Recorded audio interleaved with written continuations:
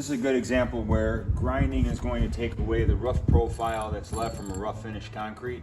by smoothing it out to at least its base layer of compounds, whether it be the cement matrix, the aggregate itself, and then any fine sands that are holding together this mixture. Though it's not finished very well, it's very rough, once ground it actually has decent density and decent strength. If I was to only wash this or etch it, I would also have to use more material to bury this profile, but also I would have to worry about the integrity of this finish or this layer of concrete versus what's been completely removed by the diamond grinding, and therefore left it at a layer that is more dense and uniform, and also be a better surface to bond that thin mill coating to for the purpose of long-term durability. What the grinding does that, let's say, pressure washing can't, is it cuts off this layer of material to a more smooth condition,